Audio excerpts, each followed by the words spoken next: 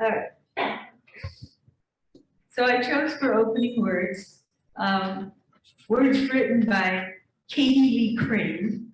She's a member of the Unitarian Universalist Ministers Association coaching team after more than 15 years as a parish minister. And she has all sorts of other credentials to make her quite an interesting person. And she called this May Means Mother's Day. May means Mother's Day. I'm going to trust Hallmark and daddies and 6-year-olds and grown-up kids who are mommies themselves to honor mothers among us as they deserve to be honored, with brass bands, flags flying, breakfast in bed, kitchens cleaned up afterward. I wish for those mothers a memorable day full of love and laughter. Sadly, I don't trust Hallmark to remember the feelings of the women who don't fit Mother's Day in quite the same wonderful way. There are no cards on the rack for women who gave up children for adoption, never to see them again. No cards for women who face that, this is a hard word to say, the painful and difficult choice to end a pregnancy. And I find that hard because of what's going on right now in the country. No cards for women who desperately want to conceive and bear children, but cannot. No cards for women who have lost children of any age, or for women whose children have abandoned them in anger. There's little consolation for them on this day so full of motherhood. Every year when Mother's Day rolls around, I wish there were just a little less hype about traditional motherhood and a little more acknowledgement of not so traditional mothers in our midst. People who come in all colors and shapes and sizes and genders and ages. And more than anything, I wish there were a lot more empathy for those who suffer, because as mothers are being honored, they don't fit in quite the same wonderful way. Let's honor all of them on this day. Women who conceived, women who bore, women who reared, women who lost, women who let go, women who made different choices, and people of any gender who mother. Happy day, and may each of you know your worth to all of us.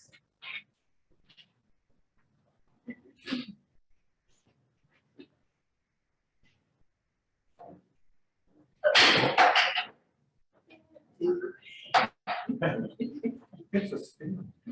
Get them up. Get them up.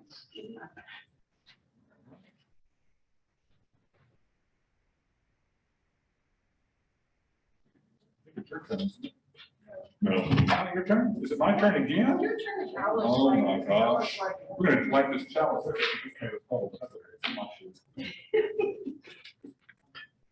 All right. We light the chalice this morning with these words from Margie Montgomery. Life is a gift for which we are grateful. We gather in community to celebrate the glories and the mysteries of this great gift. Now that, I'm sorry. We're making this job anyway. I'm sorry, we should practice this. Let's try again. We need a smoker up here. So. Let's go, your turn. All right, let's try again. Let's try this again.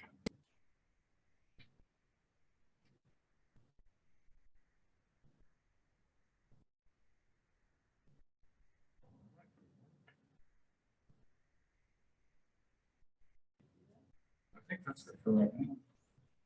Thank you. Now please join me in saying our church's affirmation of covenant. And then we're going to do the doxology.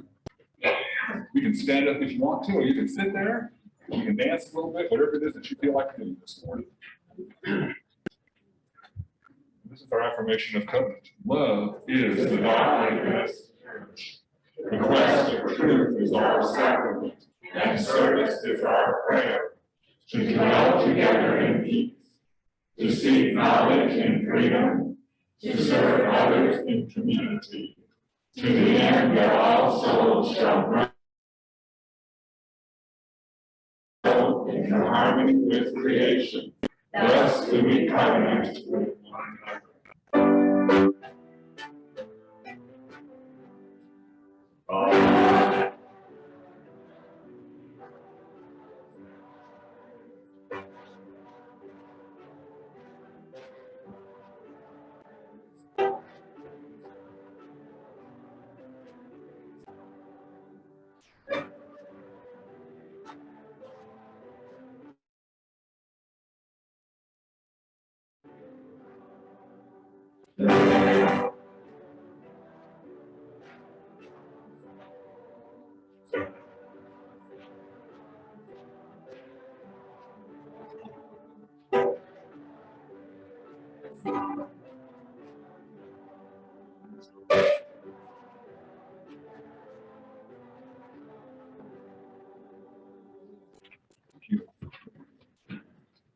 Well, good morning and welcome to the Unitarian Universalist Church of Las Cruces.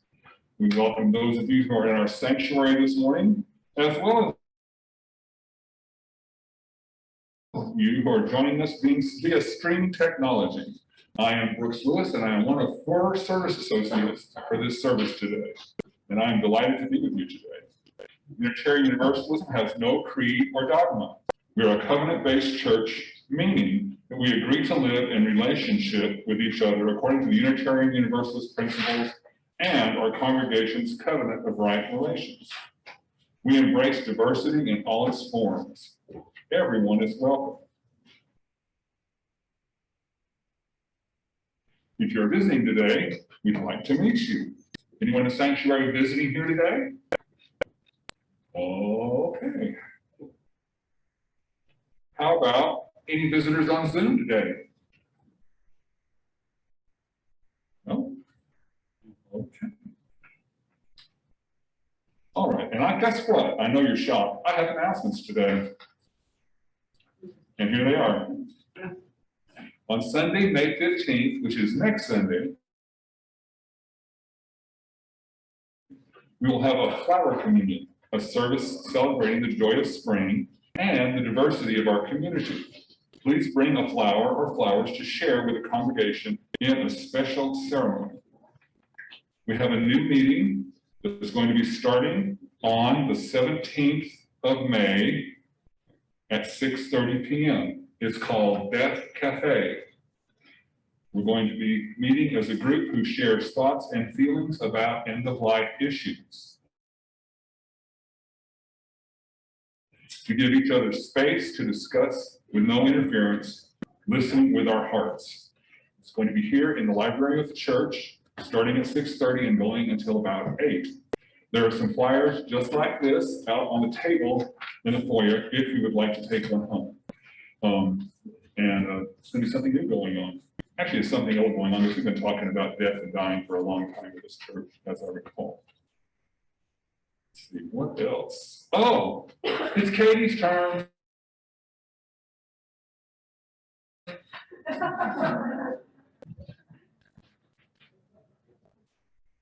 Before I get to the reason why I'm here, I have some sad news to share and a request. One of our members, Mia Whittle, has been hospitalized. She has been diagnosed with, I hope I say this correctly, bulimic shock. She had a miscarriage earlier in the week and the doctor wanted her to be hospitalized. She has asked for our prayers. So please keep her and her young family in your prayers and thoughts this week. So poignant on Mother's Day. But my true purpose here is to talk about the auction. And I'm going to borrow a device from our service collaborators, and talk about an auction in 3 acts. Yesterday, we had Act 1, and we had one heck of a good time and one awesome auctioneer to the tune of almost $3,600 in our live auction proceeds. Yeah. Thank you, Charlie. We also had a generous donation from one of our members of $500, just walked in, gave us a check, and left. The bottom line for yesterday's event, hold on to your hats, folks, $13,520.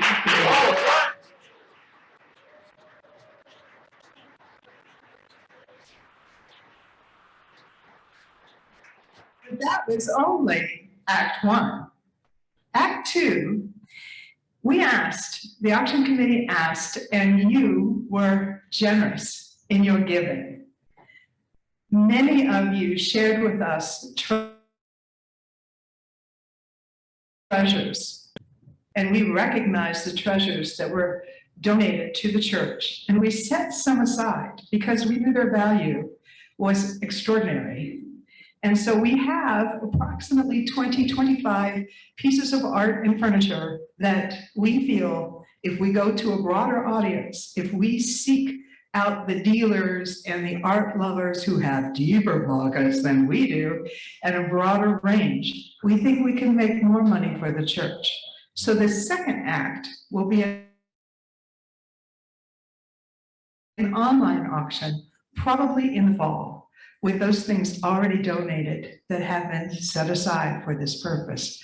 So that's the auction in 2 acts. Now, what am I going to pull out of my sleeve for the 3rd act? Okay, all of those wondrous events that have been donated and that you all have signed up for, and some of you have won, that's Act 3. Over the next 12 months, the opportunities to be together, to enjoy this wonderful piece of our planet that we live in, to enjoy one another, to get together and celebrate one another, have some fun and laughs like we did yesterday. That's Act 3, and who could top that, right? So thank you to you all, and congratulations on a job well done.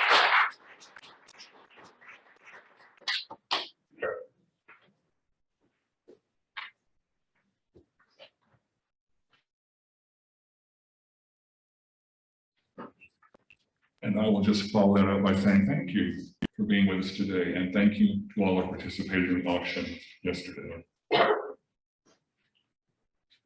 All right. Now we get to do our little show, and we have Act 1. The reason I'm up here doing this is because this person up here that I'm going to introduce, Susan Hychka, who invited me and said, let's do something together sometime. And so here we go.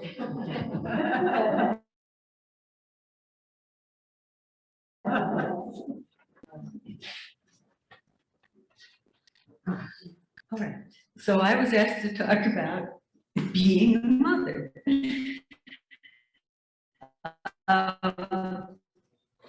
It's been something I've been doing for quite a while. In fact, my youngest daughter, Sarah, turned 40 last month. Oh. And that seemed amazing to me. Lines from that song, Sunrise, Sunset, you know, is this the little girl I carried? And I don't remember growing older. When did they? Well, of course, I know Sarah's a fully grown woman. She lives on her own, she makes her own decisions. It's still, time really has flown. My grand adventure in mothering began when Stacy, our oldest daughter, was born in February of 1969. And fortunately,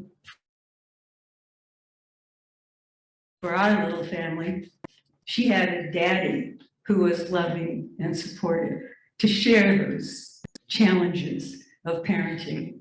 In fact, there were times when we discussed whether or not we could just keep going or we should just break it off. And you know what kept us together? Kept us together is I said, I've been staying at home. You've been working. You would have to take the children. You'd have to have custody. You can't afford. And here we are 54 years later. So one of the things I learned early on with this little one in our lives was how much kids teach you about being a mother or being a nurturer. My goodness, she really helped us figure out that babies are trying to communicate from the time they're really, really little. And when you think they can't possibly be communicating anything, they are. They're trying to tell you, I'm tired, I'm hot, I'm wet, I'm, all these messages that they try to tell you with their language that we don't quite understand. But we found things that she liked. We found things that we enjoyed doing together. She loved the baby. We had an old-fashioned, at least I think today, baby carriage. The kind of big ones with a little hood, and that her Aunt Carol gave to us. And while she was little, that was terrific. She would go out and sleep, and we could walk, and we could go to the store nearby. It was special. And there's so many milestones you can't even remember. I was not a good keeper record, record first words. I didn't do that, but they learned to turn over. They learned to grasp toys. They learned to crawl. They learned to scoot along. I mean, just tons of things that go on in that first year of life.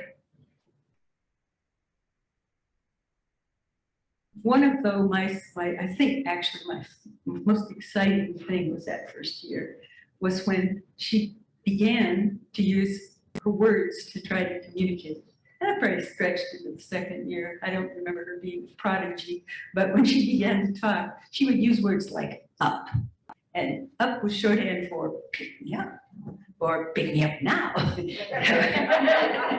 So it was really fun. And she also told us, as I'm sure children in your lives have done, long stories in a language we didn't comprehend. but she was insistent, and we encouraged her. We asked her questions. We asked her to tell us more. And that was such an amazing time. We do remember a couple of her favorite words. Mama and Dada came along, but she had Raggy, and Raggy was her doll, and she had Kiku, which was cookie, another favorite word.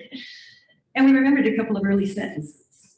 Raggy gone, she said, when she dropped her Raggy while we were hiking in Colorado. We found Raggy. And also, we went walking one evening at dusk looking for deer. And we told her we have to be quiet, and we walked along. And then there was this little voice. Here, Bambi. We didn't see Bambi. In March of 1971, our second daughter, Kristen, was born. And here's what we learned from a second child. Having two preschools was different from having one baby. And also, those techniques that we thought we'd learn for how to deal with this kid, they didn't always work. They didn't necessarily work with Kristen the way they worked with Stacy. So we persevered. And in terms of language, I think because she saw this little tiny person using language and sharing conversations with us, she just attacked language. She could see that was the key to something that she didn't have yet with us. And she would try so hard keep up with dinner conversations, which just, she wanted to get her little words in there. And it was a special time.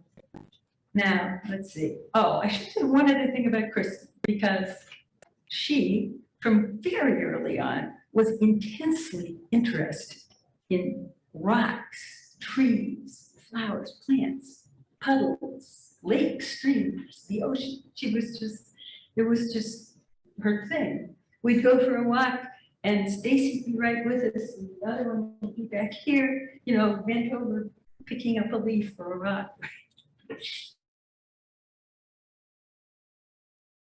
I say that because today, Kristen, I had to write this down. Today, Kristen is a research and outreach specialist at the New York State Water Resources Institute.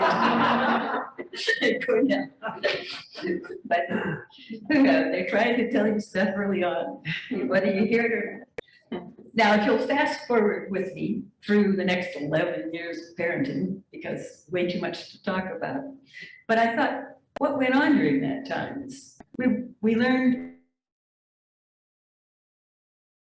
mostly how to support a child when they try and fail, or when they have a difficult relationship to manage, or when they try a new activity or interest and they're good at it, but then, or maybe they're not good at it. So all this sort of thing, I found helping kids learn to deal with their emotions is important, and helping them learn to make decisions makes them stronger. But spoiler alert, for those of you who don't know this, sometimes they don't decide to do what you think is best. Oh, yeah. Oh, yeah. All right. Well, so I fast forward you to April of 1982, and that was when our third daughter, Sarah, was born. Steve and I had decided, I know people ask me, so I might as well tell you, was that a mistake? No, we decided that we were too young to be empty nesters. And we could see that the others were only a few years from leaving the roost here. And so we decided to have another child, and she has brought such joy to our lives. When I brought the baby home, though, okay, they don't keep you in the hospital, right, overnight, I think, if you're lucky. So I bring this little 2-day-old baby, and I brought it into the house and called the girls in. And her 11-year-old sister said, I want to carry her around the block. And so I took a deep, slow breath, and I said, sure. Not that I didn't worry while they were gone, but I realized right then that Sarah was going to have 4 nurturers because they were 11 and 13, and that was great. But I also found much later, Kristen and Stacy told me, Mom, that was a really great way to teach us that we weren't ready to have our own kids. So we moved to Paul Smith College in the Adirondack Mountains when Sarah was just a year old. And that small campus, I think there were about 400 students at that time, that small campus became a playground. When we walked to get the mail at the campus post office, it took us an hour because we had to visit all these special things, like a mounted moose head in the store and what she called a stuffed bob kitty, the bobcat, in the library. Those are stories I thought, but I also thought to tell you that her constant playmate was our Great Pyrenees puppy. And they were really cute together and inseparable. And that dog was amazingly gentle and tolerant of this rather rough little toddler. Even when the puppy grew and topped 100 pounds. Rather than taking you through the parenting joys and sorrows of all the intervening 30 years, I'll close with just a couple of lessons that I've learned about raising kids, because what I found true is also, I believe, useful for relationships with spouses, life partners, friends, adult children, they're different, adult children, and grandchildren. And the lessons start with love. Anytime, but especially when they do bad things. Kids need to know they're loved. We insisted Stacy and Kristen discipline her by saying that was a bad thing to do, rather than you're a bad girl. And did it work? Well, when Sarah was not yet 3, she was crawling about and she knocked over a floor lamp, breaking the shade. And she looked at it, big wide eyes, and she said, "Bad do."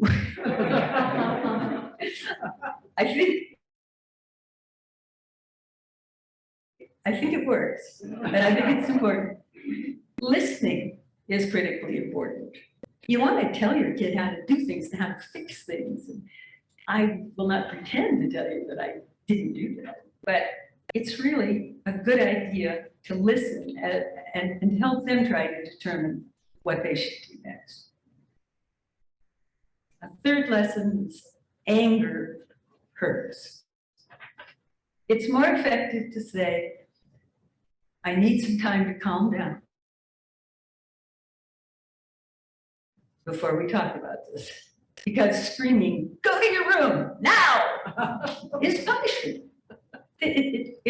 There's no way that doesn't come through as punishment to the kids. And I think to adults in your life, taking time to calm down is a loving thing to do. And I guess finally, I'll say adult children are adults. Now that could be surprising, but we tend to treat them as our kids. And they don't like it. They like to make their own decisions. They're smart, they're resilient. They want to be treated as adults. They want to talk about art and music and current events and books and the benefits of yoga and meditation. But I believe they still need to know they are loved and that we are there for them no matter what. That's my thoughts.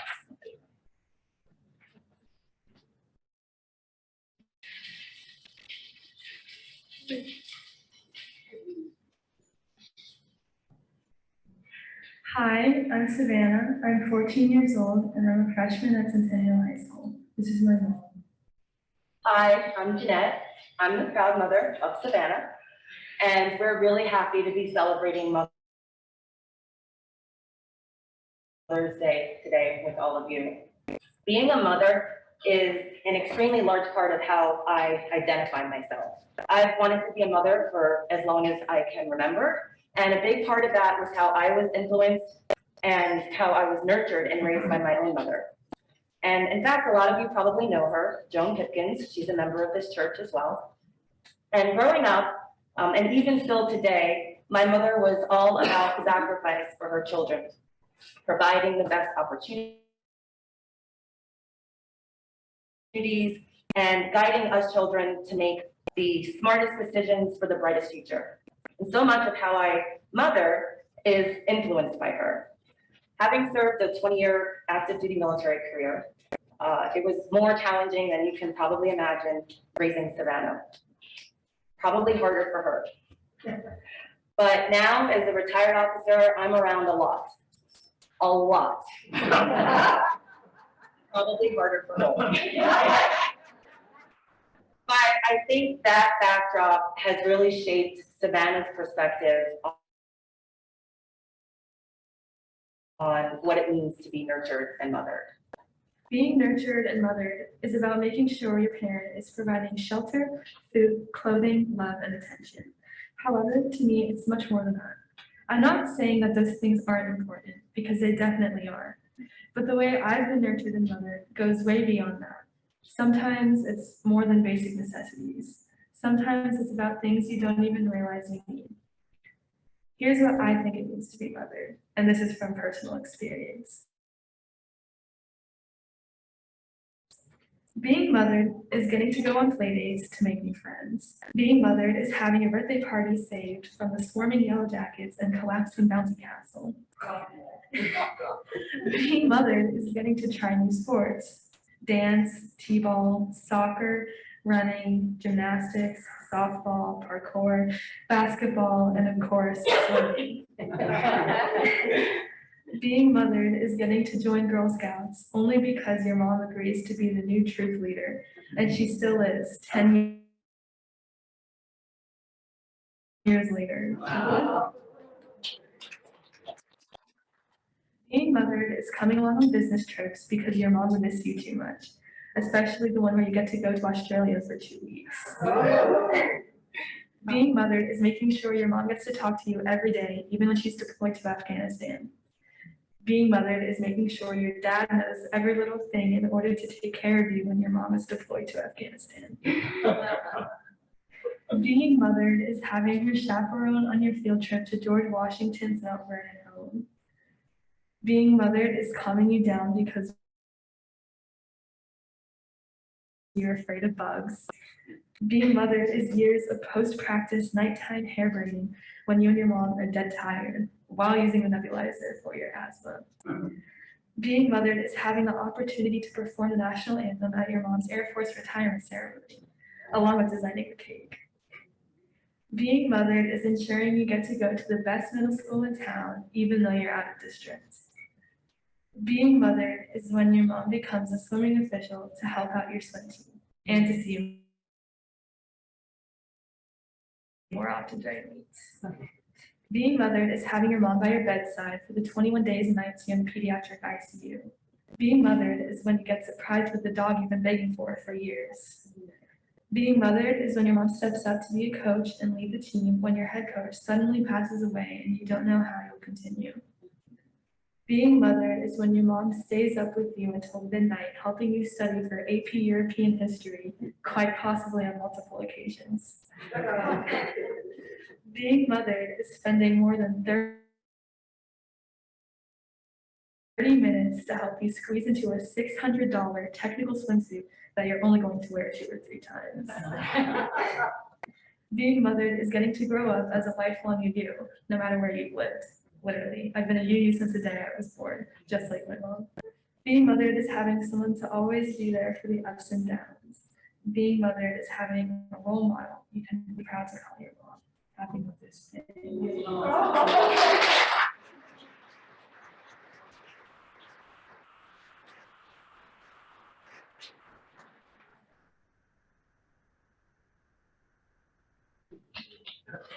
When we were planning this service, I said, oh, there's gotta be a lot of music. I'm sorry, there's gotta be a lot of music. So there's been a lot of music today. Now we're going to do something a little bit different as well. We're going to have a candlelighting ceremony in honor of our mothers, our nurturers. Not everyone was nurtured by a mother, but everyone I know was birthed by a mother. So what we're going to do is we're going to light candles.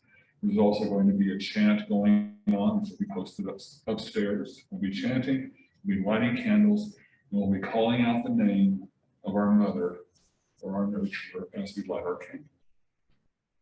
And we're going to do that for a while, and then we'll do something else. So I'll start.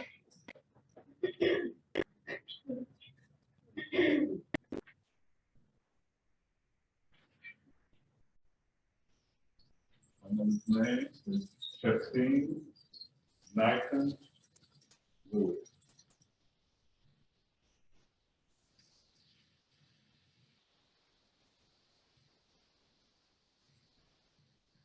And that's one of the ways we do things here. One of the ways we support and nurture, regardless of our body parts. So we've talked about mothering. We've talked about being a mother. We've talked about being a child. We've talked about being a grandchild.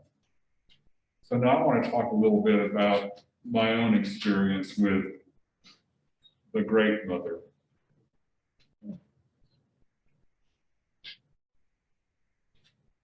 And to do this, I'm going to do something that I do a lot, which is I'm going to call the directions with this poem by Suzanne Burrick. O Mother of Earth, fill our bellies and cover our backs that we might be strong and protected from the rain and the north wind.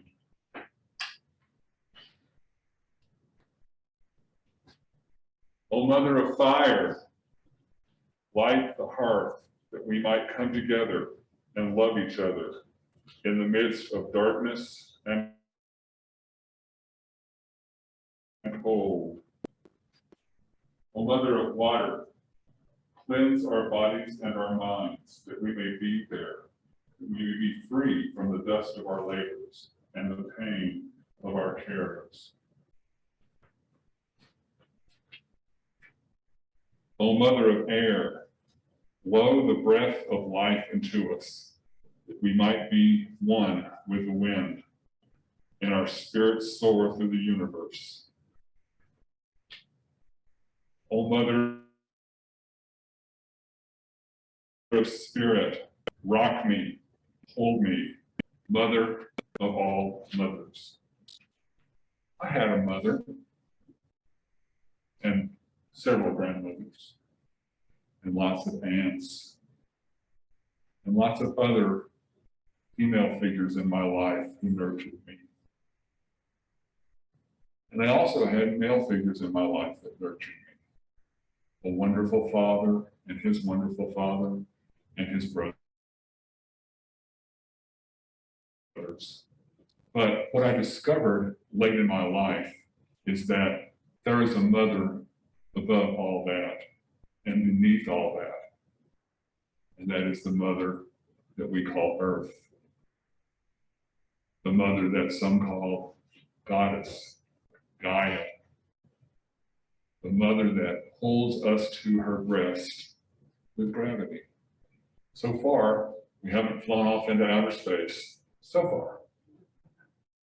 We can still stand and put our feet on the earth and feel her grasp us to her bosom.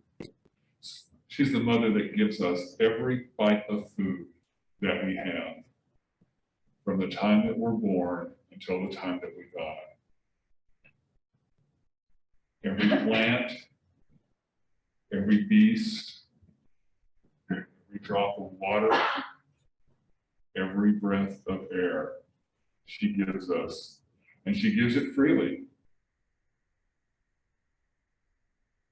She gives it freely for us to give, to take for ourselves and to give to our own children. And she really doesn't ask for anything in return.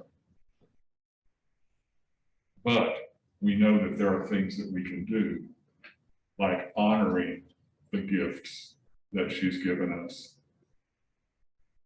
The way we do that is by sharing those gifts with those that can't quite reach the fruit on the tree or bend down to pick the vegetables to eat.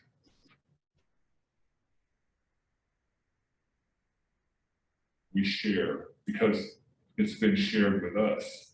And that's how this works. Every morning I stand up and the first thing I say is, oh, thank you, Mother. Look, head is going up, feet are going down. That is a great blessing just in itself.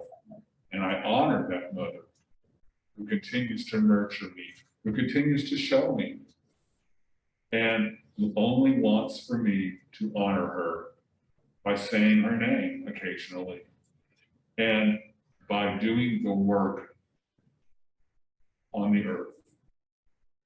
Because I believe that she needs me to be a steward of the gifts that I'm given. And not only that, but she needs for me to honor her in other ways, by speaking her name, by saying, this is my higher power, this goddess that dwells within me and who has given me every gift that I have, the gift of life, the gift of breath, the gift of milk, the gift of soybeans, even tofu. Thank you, mother, tofu, yeah, who would have thought that? And as one of her children, I can remember that she probably would like for me to play nice with the other children as well, which is a lesson that we still haven't learned very well as our children. Sometimes think the best thing we can do is fight a little bit harder, but I don't think that that's what my mother wants from me. And my grandmother used to tell us, would y'all please go out in the yard and just play pretty. Just go out in the yard and play pretty. And then she'd sit on the porch and watch us. And she'd say, you, wait a minute, no, we're playing pretty out here. And that meant that we didn't grab the ball, we passed the ball, and that meant there was no pushing down. We could play tag, we could even play a little bit of fun wrestling, but it was never out of anger. If someone got angry, they got to go sit on the porch with grandma for just a little while, have a little iced tea and think about it. And we go back out and play some. We all need that porch somewhere in our life where we can just go sit down, have a little cup of tea, and just think about it for a minute before we go back out there into the fray. You know, I worked for a long time teaching 3- and 4-year-olds, and that was one of the gifts that I was able to give them, was that gift that I learned about taking a moment to think about it, just to take a moment. That doesn't mean you're not going to do what you want to do anyway, but at least you're going to think about it. Be mindful of our actions. That's another gift that I've learned from my mother, the great mother, the mother that mothers us all. And it doesn't ask for anything in return except for us to honor her presence and to speak her name into our life.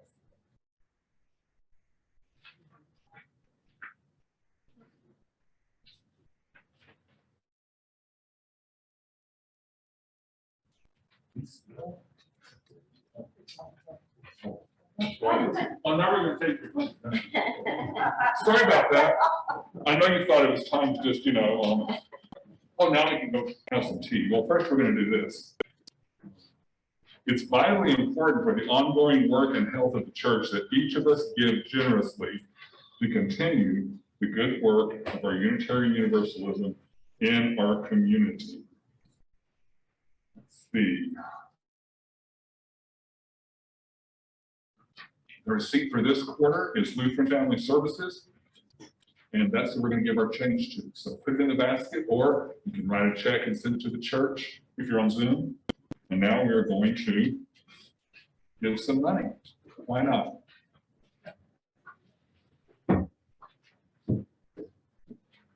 Thank you very much. So if you are here joining us by Zoom or in this congregation and are looking for a spiritual home, and are sympathetic with Unitarian Universalist values and principles, then UU Church of Las Cruces may be the place for you. We believe that when you become a member, you are entering into a warm and deep relationship with the church and all of our members and friends. You're becoming a part of something much bigger than any of us, a part of a movement to change our community and our world. There are several routes you can take to membership. Speak to one of us after the service, call the church and leave a message, and someone from the membership committee will call you. Or sign the virtual membership book through the link in the electronic order of service.